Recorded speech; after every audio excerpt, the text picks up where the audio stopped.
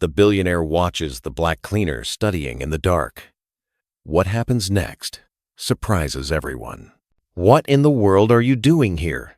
Ethan Miller's sharp voice cut through the silence of his $30 million penthouse, causing the 26-year-old man to look up from the books scattered across the marble floor. Adam Sterling remained seated with a disturbing calm, his small flashlight illuminating pages of advanced quantum physics. Around him, cleaning supplies and organized rags showed that he had finished his shift. But there he was, studying physics as if the penthouse were his private library. "Mr. Miller," he replied in a controlled voice that made something stir in the billionaire's chest. "I'm done cleaning. I was just taking a moment to study before heading home." Ethan descended the marble stairs with heavy steps, his silk pajamas contrasting brutally with the cleaning man's simple uniform. At 42, he had built a tech empire by being ruthless to those who didn't know their place. And a cleaner studying in his home definitely didn't know his place. "Study?" He laughed contemptuously. "Do you have any idea where you are? This isn't a public library. It's my home, and I pay you to clean, not to play student." Adam slowly closed the book, putting away the $5 calculator he had bought at a convenience store. There was something hypnotic about the way he moved, unhurried, unafraid, like someone who had weathered far worse storms and survived. "With all due respect, sir, I finished all the work. The house is spotless, just as I always leave it." His response only angered Ethan more. For 6 months, Adam had been invisible to him, just another employee who showed up, cleaned, and disappeared. But finding him there with college books, studying advanced quantum physics as if he had the right to dream beyond his station, stirred something primitive in his mind. "Listen carefully," he said, leaning closer, trying to intimidate him with his height. "People like you have a place in society. Don't pretend to be something you're not. It's pathetic." That's when something changed in Adam's eyes. For a moment, Ethan saw a glint that made him take an involuntary step back. It wasn't anger, it was something much more dangerous. It was the quiet certainty of someone who holds a secret too powerful to be revealed before the time is right. "People like me," he repeated slowly, savoring each word. "Interesting perspective, Mr. Miller." During those 6 months working in the penthouse, Adam had been more observant than Ethan had imagined. He had overheard business conversations, seen documents left on the desk, and witnessed meetings where dubious deals were struck. Information that an arrogant billionaire would never expect a mere cleaner to be able to understand, or more importantly, methodically file away. "You're fired," Ethan declared with calculated coldness. "You can pick up your things and leave. And don't even think about asking for references."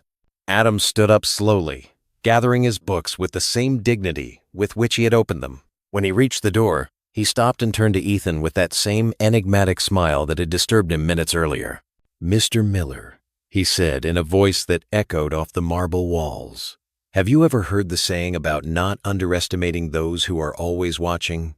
The question hung in the air like a veiled promise as Adam walked out of the penthouse carrying not only his books, but 6 months of meticulous observations about a man who had just made the biggest mistake of his life. There, facing that look of contempt that he knew so well, he stood his ground, like someone guarding information too explosive to be revealed before the right moment. Because Adam wasn't just a talented cleaner being wronged.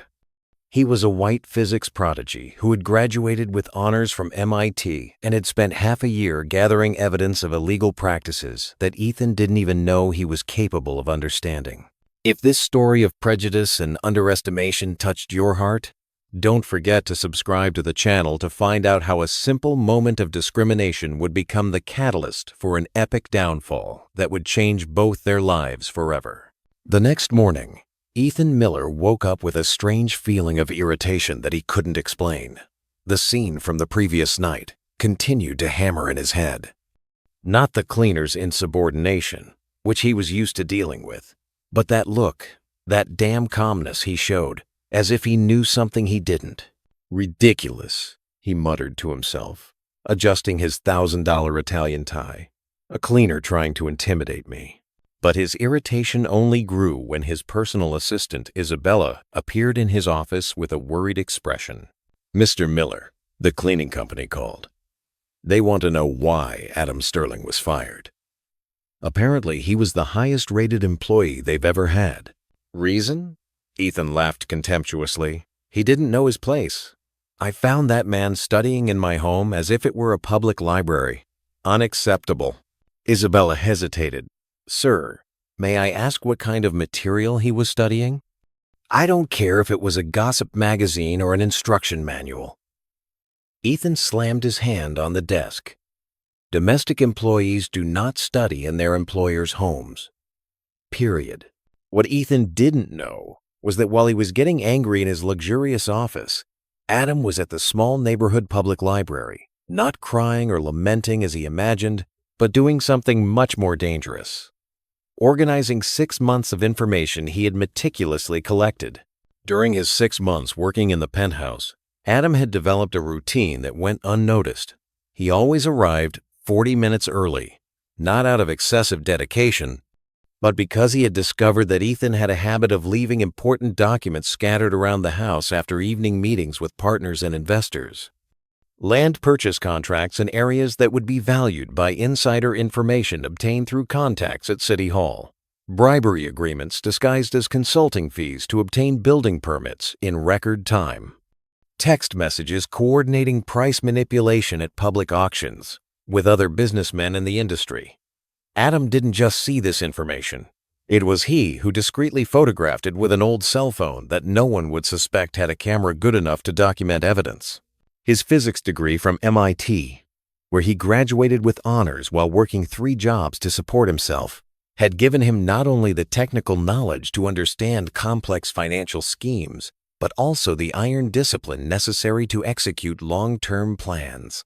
His diploma was tucked away in a drawer in the small apartment he shared with his mother and 2 younger sisters. For 2 years after graduation, Adam sent resumes to every major tech firm in the city. He received only 3 responses, all polite rejections that mentioned, "Profile not a good fit for the company culture." That's when he decided to change his strategy. If he couldn't get in through the front door of the world of corrupt billionaires, he would go in through the back, literally. Getting a job as a cleaner at the cleaning company that served the city's most luxurious homes was no coincidence. It was planning. Adam spent weeks studying hiring patterns, schedules, and the homes served. When he learned that Ethan Miller needed a new cleaner, he applied for the job that same day. "Do you have references?" asked the cleaning company supervisor. "I have something better," Adam replied with that same enigmatic smile that would haunt Ethan months later. "I need to work hard." For 6 months, he was invisible to Ethan, exactly as he had planned. He would arrive, clean perfectly, gather information, and leave without being noticed until he decided he had enough material and needed an excuse to be fired without raising suspicion about his true intentions. Studying advanced quantum physics in the penthouse wasn't carelessness. It was bait. He knew Ethan would be home at that time because he had studied his religious Thursday routine. When he returned early from business dinners at the club, he knew he would react exactly as he did, with arrogance and prejudice. Now, at the public library, Adam opened a used laptop he had bought with his savings and began organizing the most explosive dossier the local high society had ever seen. Not just evidence of corruption, but a complete mapping of how Ethan Miller had built his $30 million empire on a foundation of kickbacks, insider information, and manipulation of public tenders. His cell phone vibrated. A message from his younger sister, Jasmine, only 16. "Adam, did you get another job? Mom's worried about this month's bills." Adam looked at the screen, then at the dozens of documents organized in front of him. For years, his family had sacrificed everything so he could study. His mother, Mary, worked double shifts as a nurse at a public hospital. Jasmine and Tracy, 18, shared a part-time job at a diner to help with the expenses. They deserved better than the life of deprivation they led. They deserved justice. And Ethan Miller, who had built his fortune by trampling on people like them, was about to find out that he had underestimated the wrong person. "Tell Mom not to worry," Adam typed back. "Soon, our situation will change completely." What Ethan Miller couldn't imagine, as he bragged to his partners about having put an insolent employee in his place, was that every act of contempt had been carefully documented and cataloged by someone who not only had the evidence of his crimes, but also the academic background necessary to understand exactly how to use that information to destroy his empire brick by brick. Each new humiliation only strengthened something inside Adam that privileged men like Ethan couldn't see. A silent force, fueled by the very injustice they sought to impose, methodically building the sentence of those who believed themselves to be above the consequences of their actions. 3 weeks after his dismissal, financial reality hit the Sterling family like a hurricane. Adam's last paycheck had been used to buy high blood pressure medication for his mother, Mary, and now there was only $43 left in his wallet. "Adam, did you get anything today?" asked Jasmine, arriving home after another double shift at the diner. At 16, she had taken on responsibilities that no teenager should have to bear. "I'm still looking," Adam lied, quickly closing the notebook where he had organized the evidence against Ethan. He couldn't tell his family about his real plan. They wouldn't understand why he was turning down cleaning jobs that came his way, waiting for the right moment to strike. Meanwhile, Ethan Miller was living his best life. At the exclusive golf club where he met his members every Thursday, he told the story of the insolent cleaner as if it were a private joke. "You won't believe it," he laughed, gesturing with his $300 whiskey glass. "I found that man studying quantum physics in my living room." "Quantum physics?" his partner scoffed. As if a cleaner could understand advanced math. Alex Turner, a young investigative journalist who worked part-time as a waiter at the club to pay for college, had heard everything. Alex knew the world of corrupt power brokers well. He had grown up in the same inner-city neighborhood as Adam, earned a scholarship through hard work, and now specialized in exposing money laundering schemes among the business elite. The next morning, he found Adam at the public library. "Sorry to bother you," he said cautiously as he approached the table where he was working. "My name is Alex Turner. I'm a journalist. I heard you used to work for Ethan Miller." Adam looked up, sizing up the young man in front of him. Something about his posture and the way he spoke suggested he wasn't just another curious onlooker. "I did." "Why?" "Because I've been investigating him for 2 years, and I've never been able to get close enough to obtain solid evidence." Alex sat down, lowering his voice. "But someone who worked inside his house for months." It was then that Adam realized he had found exactly what he needed. Not just someone with access to the media, but someone who already knew Ethan's methods and had the necessary contacts to turn evidence into real consequences. "What kind of evidence do you need?" he asked, opening his notebook in front of someone else for the first time. Alex's eyes widened at the meticulous organization of the documents. Fraudulent contracts, records of suspicious payments, coordination of schemes with other businessmen, all cataloged by date, amount, and participants involved. "My God," he whispered. "This is enough to take down not just Miller, but half the businessmen in this city." "I'm not done yet," Adam replied with that enigmatic smile that had haunted Ethan weeks earlier. "I have 3 more contacts who have confirmed information about fraudulent bids at City Hall." Over the next few weeks, while Adam continued to pretend to look for a job to reassure his family, he and Alex worked together to build an irrefutable dossier. Every document was verified, every transaction traced, and every participant in the scheme was identified. Ethan, completely oblivious to what was coming, made his biggest mistake yet. During a meeting with investors in his penthouse, the same one where he had humiliated him, He was filmed by a security camera offering bribes in exchange for inside information on a public housing project. The irony was delicious. The same man who had looked down on Adam for studying was being recorded while conspiring to divert funds intended for people just like him. "We got it," Alex said, showing Adam the recording. "With this, plus the documents you collected, we have enough material for a series of reports that will shake the entire power structure of the city." Adam stared at the screen, watching Ethan gesticulate arrogantly as he explained how to manipulate public contracts. For a moment, he felt an almost physical satisfaction imagining his expression when he discovered he had been defeated by the inept cleaner he had so despised. "When do we publish?" he asked. "Next Monday," Alex smiled. Front page of the newspaper, main website, simultaneous social media posts. It'll be impossible to cover up or downplay. That night, Adam arrived home to find his mother waiting in the living room with that look only mothers have when they know something important is happening. "My son, you've been different. Calmer. More determined. What are you planning?" Adam hugged Mary, smelling the familiar scent of hospital disinfectant that always accompanied his mother after double shifts. "Mom, remember when you said that one day our situation would change? I remember. That day has come.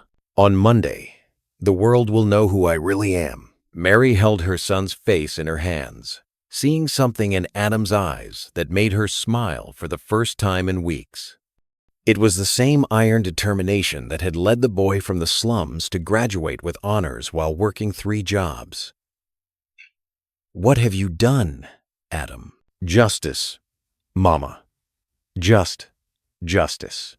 While Ethan Miller slept peacefully in his $30 million penthouse, completely convinced that he had put an end to the problem of the insolent cleaner, Adam Sterling was putting the finishing touches on a revenge that would redefine not only their lives, but the entire power structure that men like him used to crush people like him. What that privileged man couldn't imagine was that every act of contempt had been carefully documented by someone who not only had the evidence of his crimes, but also the academic background necessary to orchestrate his downfall and for kerosene. Such a meticulous way that it would be impossible to escape the consequences. Monday, 6 in the morning. Ethan Miller woke up to the insistent ringing of his cell phone. First, it was his personal assistant, then the company lawyer, followed by 3 different journalists, all talking at once about explosive reports and front pages. "What in the world are you talking about?" Ethan shouted into the phone, still in his pajamas, walking into the penthouse living room where he usually had breakfast while admiring the privileged view of the city. That's when he saw it. His own photo was splashed across the front page of the region's largest newspaper, next to the headline in bold letters, "Billionaire Empire, built on bribes and fraud. Exclusive documents reveal corruption scheme." Ethan felt his legs buckle. He picked up the newspaper with trembling hands and began to read.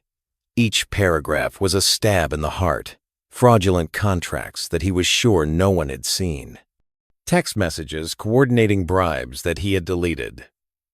Recordings of conversations that had taken place in supposedly safe locations. "Impossible," he muttered, frantically turning the pages. How did they get this? Alex Turner's report was a masterpiece of investigative journalism. Each accusation was accompanied by documents, photos, and bank records, a complete map of how Ethan had turned bribes into assets, insider information into competitive advantage, and manipulation into an empire. But it was at the end of the second page that Ethan felt the world completely collapse. A photo of him offering a bribe in his own penthouse with the exact date and time. Below the caption that made his blood run cold, evidence provided by an anonymous source who had privileged access to the businessman's residence for months. Anonymous source with privileged access, he repeated aloud, beginning to connect the dots. Months of access. His cell phone rang again. This time it was the president of the bank where he kept his main accounts. "Ethan, we need to talk urgently. The federal auditors are already here." Before he could respond, Another call came in. The mayor. Panicked. "Miller, you've compromised me. I need to publicly distance myself from you immediately." One after another, all the contacts who had built his empire began to cut ties. Investors demanded their money back. Partners declared themselves victims of manipulation. Authorities announced criminal investigations. At 9 in the morning, Ethan was locked in his penthouse office, watching his life fall apart in real time on television. Anchors discussed his crimes as if they were facts. Experts calculated the years he would face in prison. His bank accounts had been frozen as a precaution. That's when the doorbell rang. "Mr. Miller." A familiar male voice echoed through the intercom. "It's Adam Sterling. I'm here to return something you left behind." Ethan felt the air rush out of his lungs. Adam, the cleaner. He had humiliated and fired. The man he had called incompetent. Who he had treated as inferior. Who he had completely underestimated. With trembling fingers, he pressed the button to let him in. 5 minutes later, he stood before him, wearing a simple blazer but carrying a leather briefcase that he recognized immediately. It was identical to the ones his lawyers used. "I came to deliver this in person," Adam said, placing a copy of the newspaper with his photo on the front page on the desk. "I thought you might like an autographed copy." Ethan watched him, trying to process the transformation. The straight posture, the direct gaze, the confidence radiating from his every movement. How had he not realized that this man was much more than he appeared? "It was you, wasn't it?" he whispered. "You gathered all this information?" "For 6 months, Mr. Miller. Every time you left documents lying around the house, thinking that a simple cleaner wouldn't be able to understand complex financial contracts or recognize evidence of money laundering. Reality hit Ethan like a tsunami. Your degree is in physics. Honors from MIT. Adam smiled, the same enigmatic smile that had disturbed him weeks earlier, but now he understood its true meaning. Ironic, isn't it? You fired me for studying quantum physics, not knowing that I had already graduated in a field that allowed me to understand every one of your criminal schemes perfectly. Ethan collapsed into his chair, finally understanding the magnitude of his arrogance. Why did you do that? Because men like you build empires by trampling on people like me and my family, Adam said. Because you believe your position makes you untouchable. Adam leaned forward slightly, speaking with an icy calm that made Ethan cringe. But mainly because you made the fatal mistake of underestimating my intelligence based solely on my skin color and social status. Ethan's cell phone rang again. This time it was his own lawyer. Ethan, the IRS is confiscating all your assets. You need to turn yourself in voluntarily before they issue an arrest warrant. Adam watched Ethan receive the news, saw the exact moment when he realized he had lost absolutely everything. His fortune, his reputation, his freedom. All because of the inept cleaner he had despised. There's one last thing, Mr. Miller, he said, walking toward the door. My family no longer has to worry about financial hardship. The reward I received for cooperating with the investigation was generous enough to ensure that my mother can retire, my sisters can finish college, and I can finally work in the field I studied so hard for. Ethan looked up, seeing Adam standing in the doorway of the penthouse where he had been humiliated weeks earlier. You planned all of this from the beginning. No, Mr. Miller. I just prepared myself for the right opportunity, and you, with your arrogance and prejudice, gave me exactly what I needed to turn 6 months of careful observation into the evidence necessary to bring down your empire of lies. As Ethan Miller faced the prospect of decades in prison and the total loss of everything he had worked for, Adam Sterling walked through the city with a quiet certainty of someone who had proven that intelligence and determination always defeat arrogance and prejudice, even when the battle seems impossible to win from the start. 6 months later, Ethan Miller sat in a federal prison cell wearing an orange jumpsuit that contrasted starkly with the $3,000 suits he used to wear. His sentence: 15 years for racketeering, money laundering, and active corruption. The $30 million empire had been completely dismantled, properties auctioned off, bank accounts seized, and investments lost. The man who once looked down on a cleaner for not knowing his place now shared his space with criminals who treated him exactly as he had treated Adam, as someone inferior. Meanwhile, Adam Sterling was on his first day as a senior analyst at the largest financial consulting firm in the city. His office, with a panoramic view, was in the same building where Ethan used to close his corrupt deals, but now he occupied a position 3 floors above what he had ever achieved. "Congratulations on the compliance report, Adam," said his supervisor, Dr. Harris. "Your analysis prevented the company from getting into a scheme similar to Miller's. You saved our reputation." The professional recognition was gratifying. But what really warmed Adam's heart was seeing his family thrive. His mother, Mary, had retired from the hospital and now spent her days tending to a small garden at the new house they had bought. Jasmine was in medical school, supported by the scholarship Adam had secured through his professional contacts. Tracy was studying law, inspired by her older brother's story. "Adam, did you see this?" Jasmine came home with a newspaper.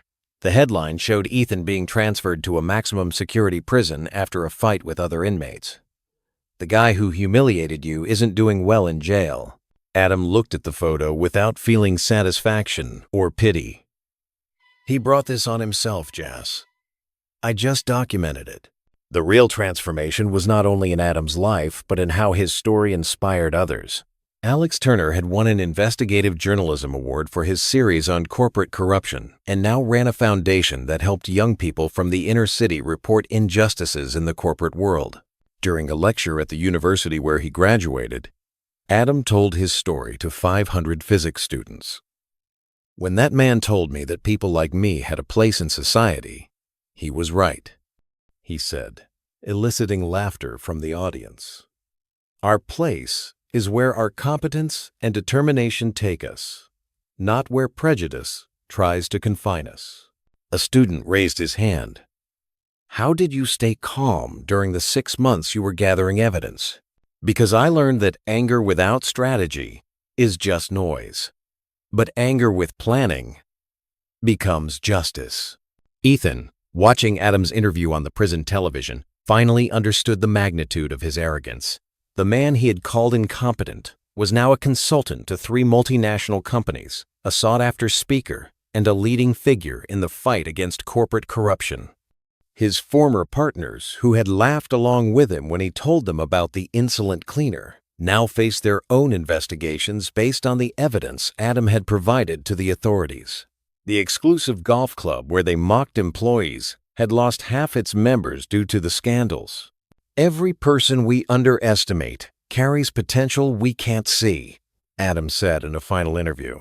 "Ethan Miller believed that my social status defined my intellectual capacity, that arrogance cost him his freedom and his fortune." The lesson resonated far beyond the individual's story. Companies began reviewing their hiring practices. Universities created inclusion programs, and young people in the inner city came to see Adam's story as proof that where you come from doesn't determine where you'll go. He tried to destroy Adam, but he ended up destroying himself. Adam learned that true revenge is not getting back at those who hurt you.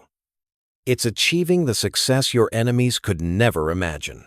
If this story of transformation and justice resonated with you, subscribe to the channel for more stories that prove that intelligence and determination always win over arrogance and prejudice, no matter how impossible victory may seem at first.